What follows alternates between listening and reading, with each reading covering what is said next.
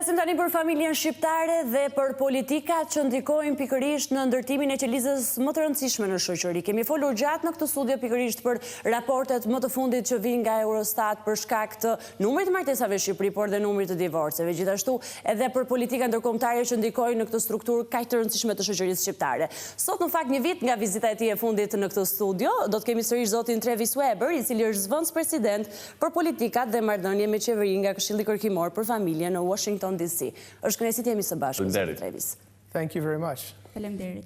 Do të nisim me një pyetje të thjeshtë të parë për të kuptuar se cili është qëllimi I vizitës tuaj sot në Shqipëri dhe se si e gjeni familjen shqiptare. Yeah, so it's important for myself coming from the United States and representing many people around the United States who care about family, many Christians in the United States and others who want to protect family and society. Kujdesin për familjen është e rëndësishme për ne të qëndrojmë për njerëzit në Shqipëri bashkë me ta, me njerëzit të cilët duan të mbrojnë familjen shqiptare nga shumë sulme që vinë kundër familjes të këto ditë. Këto sulme vijnë në formën e izolimit të familjeve, gjithashtu shkatrimit të familjes si qelisa kryesore. Dhe është e rëndësishme që në këtë kohë të mbrojmë familjen në Shqipëri dhe në çdo vend tjetër.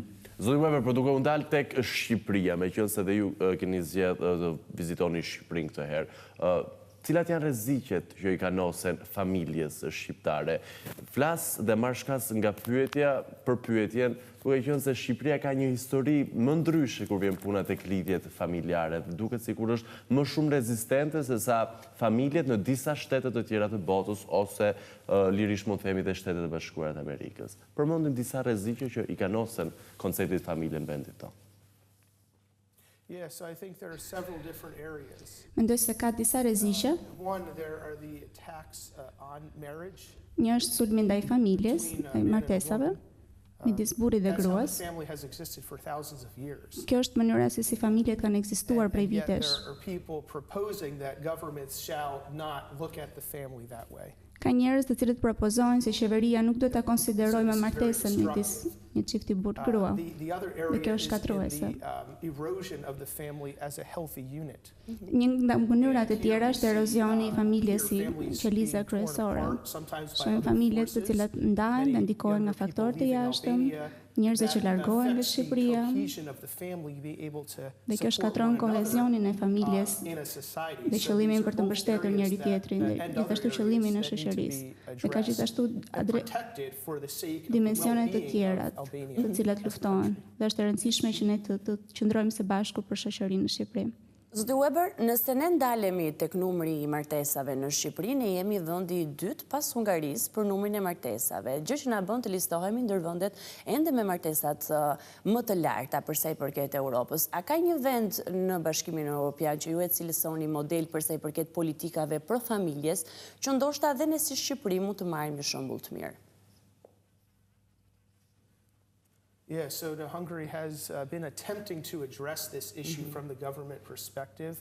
Other nations Kjo çështje është e rëndësishme për të trajtuar edhe në Shqipëri, duke pasur respektin ndaj familjes tradicionale, përgjithsisht në pjesën e lindore të Europës si Polonia, Slovakia dhe shtete të tjera.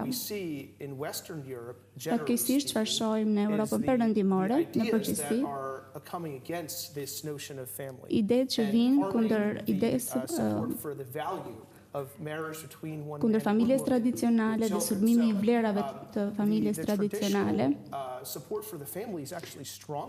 Prandaj mbështetja për familjen tradicionale është më e fortë në pjesën lindore.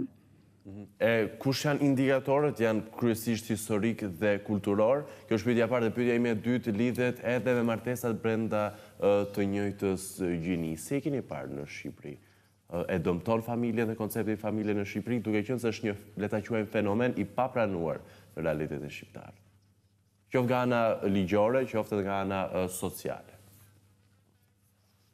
Yeah, so this idea that you can have ideja që mund të kesh martesë midis martesat brenda të njëjtit sekt nuk është e konsiderueshme, sepse kjo që nuk i pëlqen Zotit, dhe Zoti konsideron martesën midis burrit dhe një gruaje, dhe kjo ka ekzistuar prej shumë vitesh. Edhe nëse askush nuk u ka treguar që kjo ide e ka burimin nga Zoti, njerëzit e dinë brenda zemrës së tyre. Dhe çfarë po ndodh sot në botë, duke ndryshuar këtë ide, është duke ndryshuar idenë që ka qenë me ne, konceptin që ka qenë me ne prej kohësh. Ne nuk e dim se çfarë po ndodh dhe nuk dim pasojat e këtij veprimi dhe këtij vendimi që ne kërkojmë. Sepse në këtë mënyrë ne po përpiqemi që të zhvillojmë diçka që nuk është e vërtetë.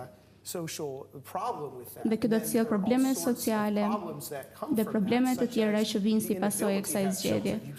Pamundësia për të pasur fëmijë dhe kështu nuk mund të ketë vazhdueshmëri të shoqërisë.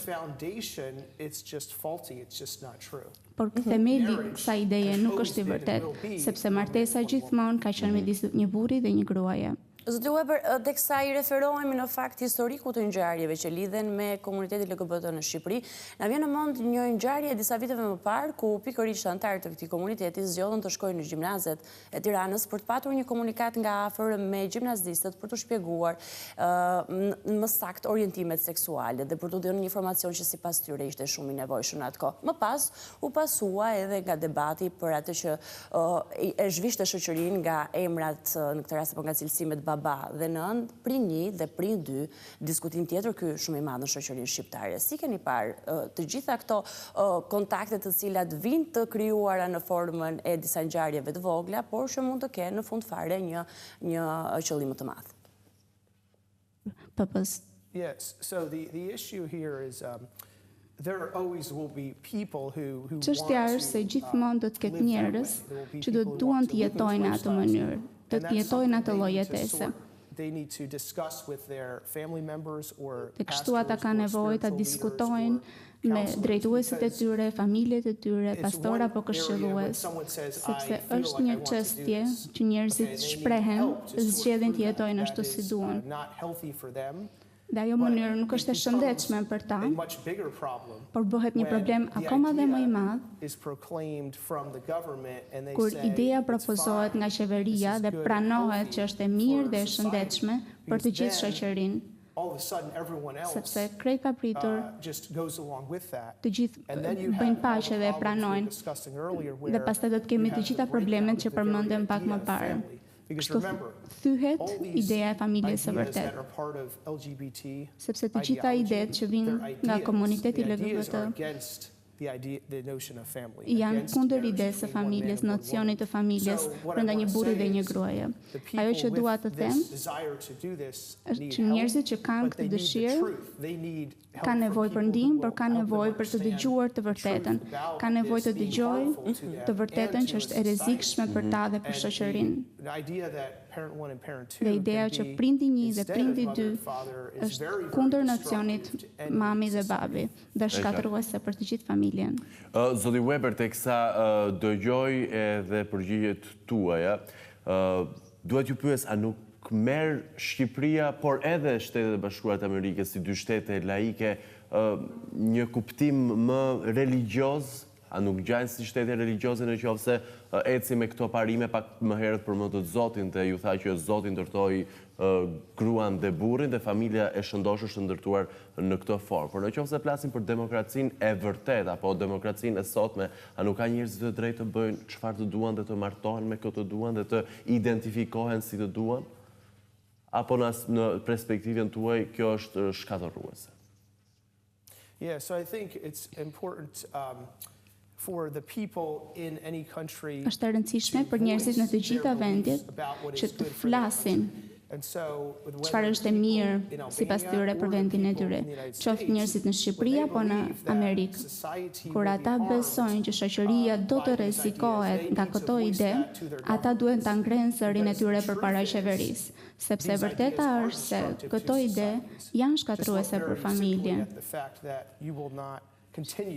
Shikojmë thjesht faktin që shoqëria do të ndalojë pariprodhimin, pa lindur fëmijë.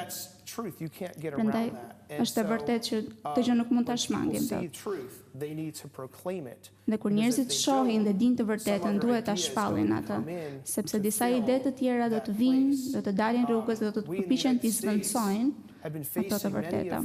Sepse në Amerikë ne kemi pasur goxha ide and we've not always handled them well. dhe jo gjithmonë jemi përballur mirë me to. Disa prej tyre janë adaptuar dhe pranuar nga shoqëria.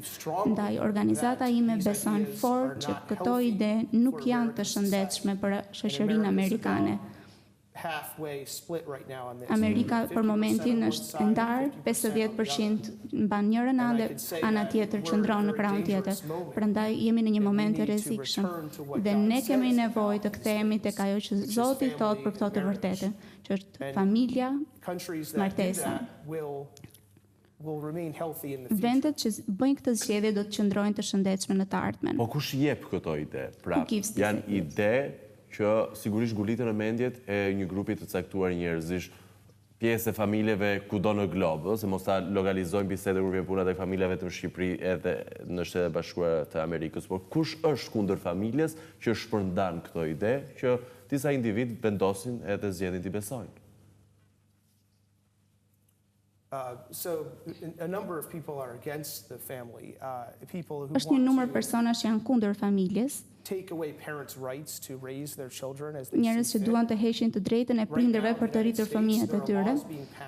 Tani ka në Shtetet e Bashkuara të Amerikës ka ligje që po aprovohen që kërkojnë të largojnë nga familja fëmijët, prindërit e të cilëve i ndalojnë ata të ndryshojnë gjinin.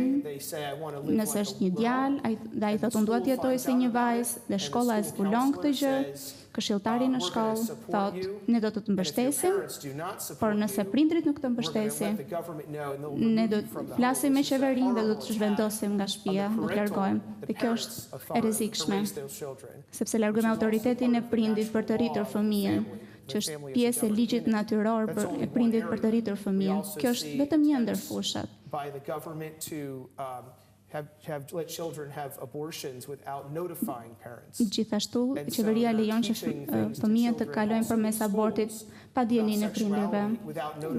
Gjithashtu i mësojnë biseksualitetin pa dijenin e prindërve. Dhe gjithë kjo është një sulm ndaj prindërve dhe autoritetit të tyre për të rritur fëmijët e tyre, ashtu si ata e shohin të përshtatshme.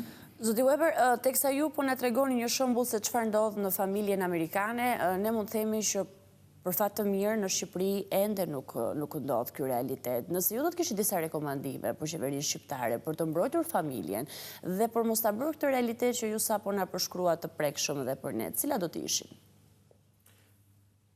Yeah, so I think it's very important to just refuse to adopt. Mendoj se është shumë e rëndësishme të refuzojmë që t'i pranojmë këto politika dhe këto ide në qeveri.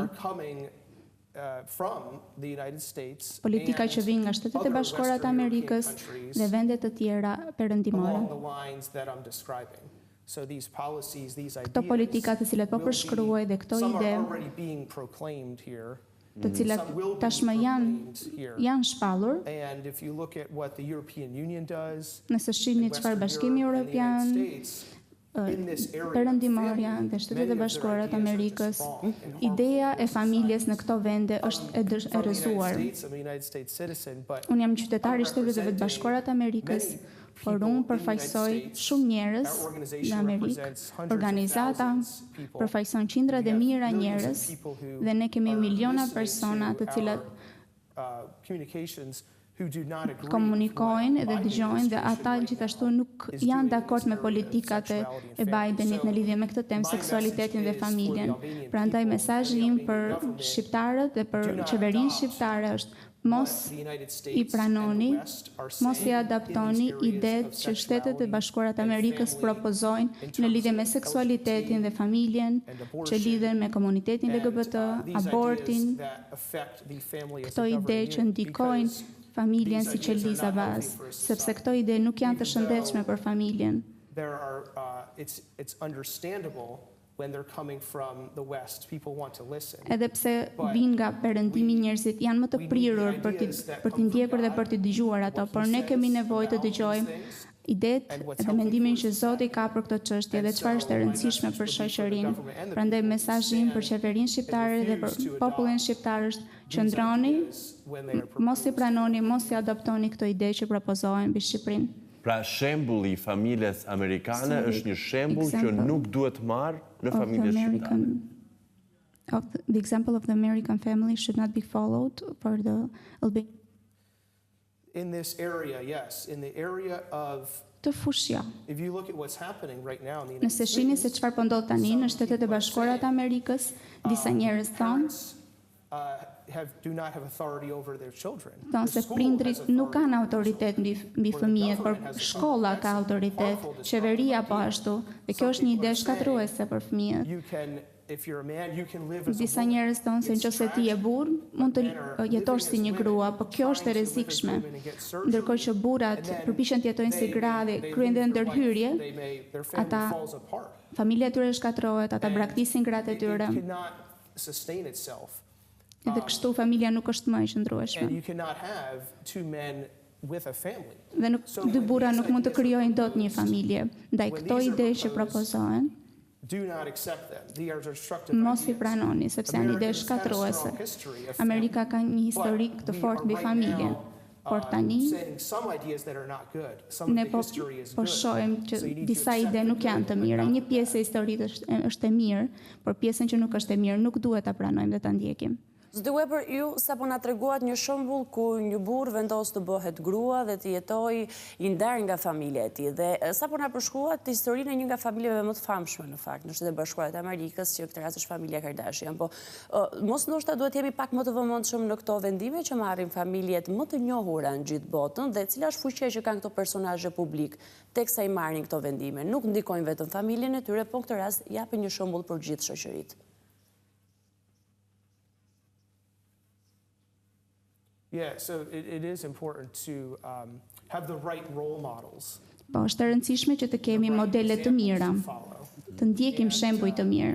Really, the examples for me and for many of us in the United States. Shembujt për mua dhe për persona të tjerë në Shtetet e Bashkuara të Amerikës janë shembujt që ne shohim në Bibël, ne lexojmë Biblën, dhe shohim atë që Zoti thot And për you të see when mirën people do not follow it.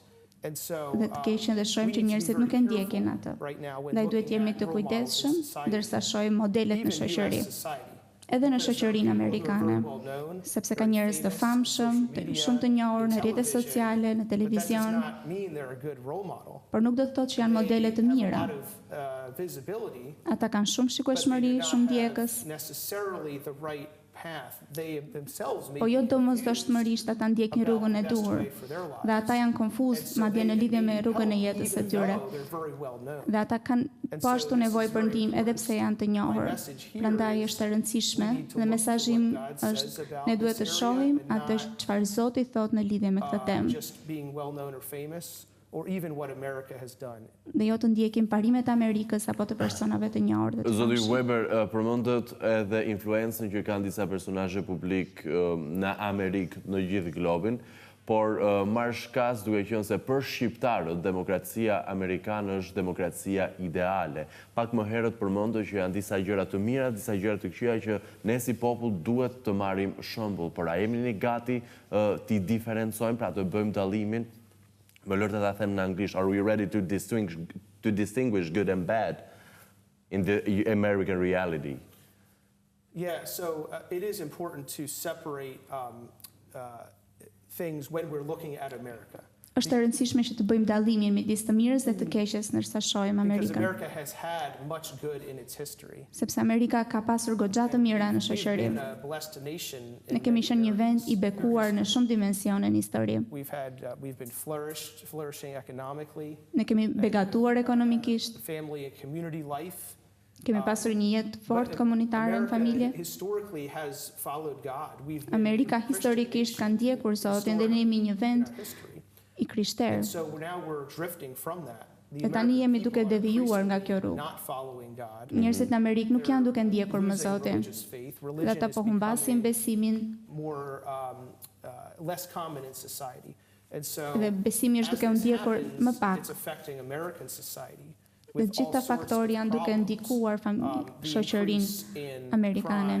Krizat e ndryshme, krimi, vetvrasjet, pornografia, të gjitha problemet mbi shoqëri janë duke u rritur.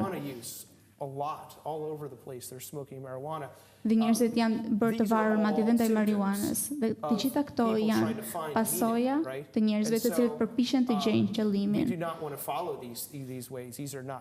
Ne nuk duam të ndjekim këtë rrugë, sepse kjo nuk është rruga e duhur. Edhe për shkak të demokracisë njerëzit kanë menduar që ndjekin parimet e duhura, madje edhe parimet politike kanë mbështetur këtë ide.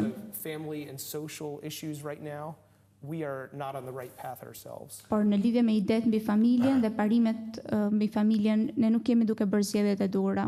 Zoti Weber, a ka bërë, po keni ndonjë kritik për qeverinë shqiptare apo për qeveritë shqiptare ndër vite, për nismat e hapa që ka marrë për të patur një familje të shëndetshme shqiptare? Kemi gabuar diku ne nga ana politike? So Albania is it's a nation that God cares about. Shqipëria është një vend që Zoti e do dhe kujdeset. Është një vend që Zoti kujdeset dhe i mban syt mbi të. Dhe unë dua të bëj çfarë është e mundur nga ana ime për ta ndihmuar Shqipërinë, duke përfshirë qeverinë, njerëzit e Shqipërisë dhe kombin shqiptar.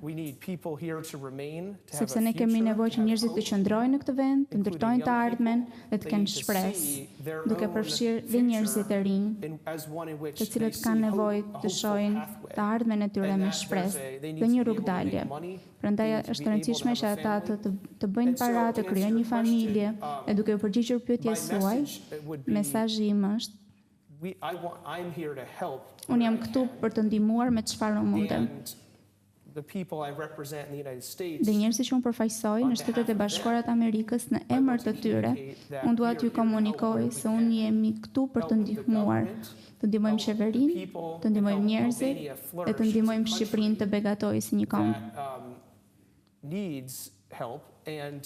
Një vend që ka nevojë për ndihmë dhe që Zoti kujdeset.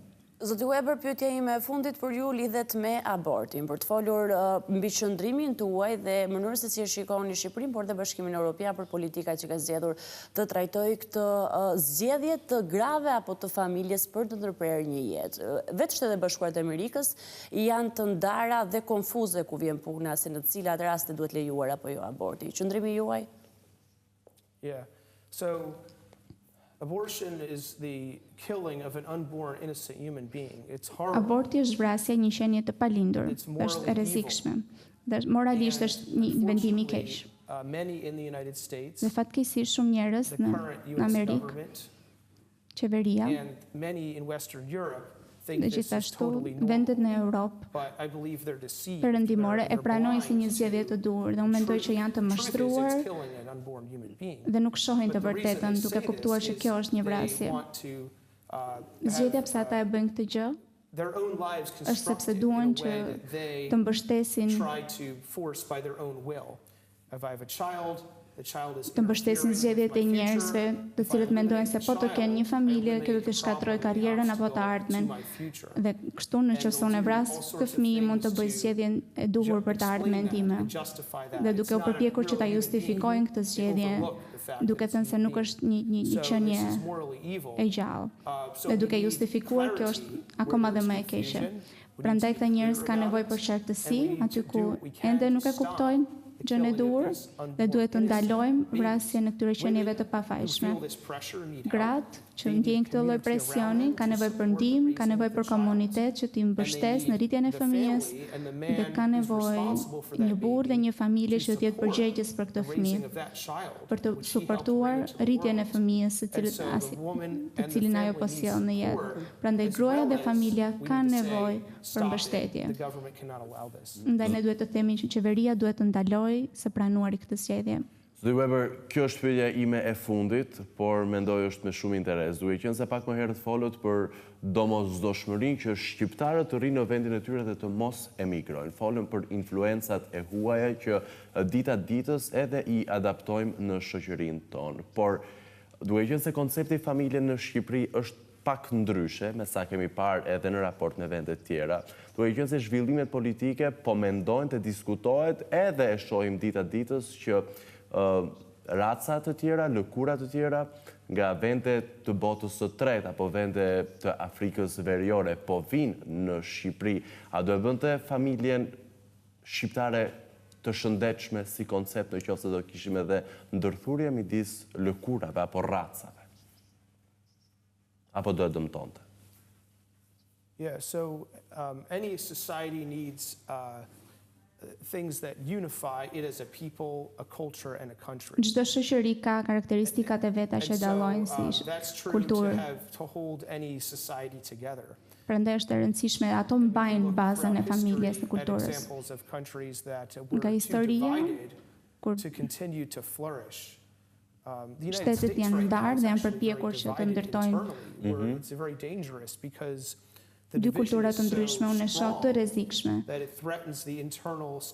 sepse ato ndikojnë qëndrueshmërinë dhe ndikojnë themelin e shoqërisë. Është e rëndësishme për të gjitha vendet, përfshirë dhe për Shqipërinë. Mënyra se si implementohet varet nga shoqëria shqiptare, nga populli shqiptar. Por unë mendoj se çdo vend duhet të dallojë dhe duhet të dallohet nga një grup parimesh, se çdo të thotë ti je qytetari i këtij vendi, qytetari i Shqipërisë.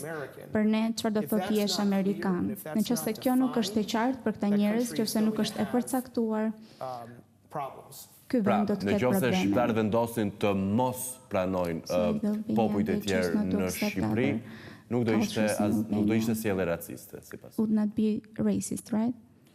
I'm not sure I fully understood the question, but it sounds like you're asking about whether we can bring in different ethnic backgrounds into one country. Is that accurate? Yeah, so I believe that is possible. So if we refuse, would that call us racist? I do not believe that's true, because nuk mendoj se është e vërtet jemi racist, sepse ne shohim dhe dëgjojmë në Shtetet e Bashkuara dhe në Europë se ideja nëse ti nuk pranon kombe të tjera ose popujt të tjerë në vendin tënd, ky quhet racizëm. Nuk është e vërtet. Është një lloj mënyre për t'i bërë njerëzit të ndihen përgjegjës. Sepse është zgjedhja e tyre të mos pranojnë presione të ndryshme kësaj jashtëmi. Në Amerikë ne kemi të njëjtin problem, kufijt janë të hapur dhe njerëzit nga vende të ndryshme vinë dhe hynë. Por në qoftë se njerëzit reagojnë ndaj emigrantëve duke mos i pranuar ata, ne kemi nevojë të dallojmë ndryshimin midis të qenë racist ose jo. Faleminderit shumë për kohën tuaj dhe mendimin tuaj. Ndërkohë ne kemi mbërritur në fund, do të shihemi sërish nesër në 7:05.